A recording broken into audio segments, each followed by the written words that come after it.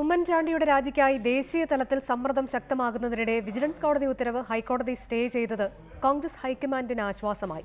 വിവാദങ്ങൾ ഇതോടെ അവസാനിപ്പിക്കണമെന്ന് ഹൈക്കമാൻഡ് ആവശ്യപ്പെട്ടു. വിജിലൻസ് കോടതി ജഡ്ജിയെ സംസ്ഥാന കോൺഗ്രസ് നേതാക്കൾ വിമർശിക്കുമ്പോഴും ജഡ്ജിയെ വിമർശിക്കുന്നത് കോൺഗ്രസിന്റെ രീതിയല്ലെന്നാണ് AICC നേതൃത്വത്തിന്റെ പ്രതികരണം. തൃശൂർ കോടതി വിധിക്ക് ശേഷം ഉമ്മൻചാണ്ടിയെ പിന്തുണയ്ക്കുന്നത് സംബന്ധിച്ച് ഹൈക്കമാൻഡ് രണ്ട് മനസ്സിലായിരുന്നെങ്കിൽ ഹൈക്കോടതിയുടെ സ്റ്റേ ഉത്തരവോടെ കാര്യങ്ങൾ മാറി. ഉമ്മൻചാണ്ടി രാജിവെക്കേണ്ട സാഹചര്യമേയില്ലെന്നും വിവാദങ്ങൾ അവസാനിപ്പിക്കാൻ പ്രതിപക്ഷം തയ്യാറാകണമെന്നും AICC ആവശ്യപ്പെട്ടു. Congress party does not feel that there is any reason or occasion for Shri Oman Chandi to either step down or to resign. There was a direction by Vigilance Court for registration of FIR. More so after the judgment of the court has been stayed by the Honorable High Court of Kerala, no such occasion arises.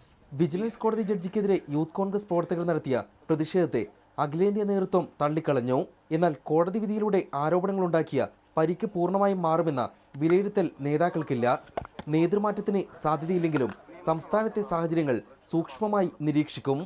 ധാർമ്മികമായി ഉമ്മൻചാണ്ടിക്ക് മുഖ്യമന്ത്രി സ്ഥാനത്ത് തുടരാൻ അധികാരമില്ലെന്ന് BJP ദേശീയ നേതൃത്വം ആവർത്തിച്ചു.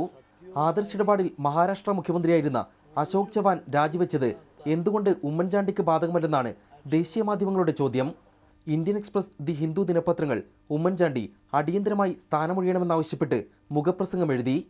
താൽക്കാലിക ആശ്വാസം ലഭിച്ചെങ്കിലും ഉമ്മൻചാണ്ടിക്കെതിരായ വിധി വലിയ പ്രാധാന്യത്തോടെയാണ് ദേശീയ മാധ്യമങ്ങൾ റിപ്പോർട്ട് ചെയ്യുന്നത്.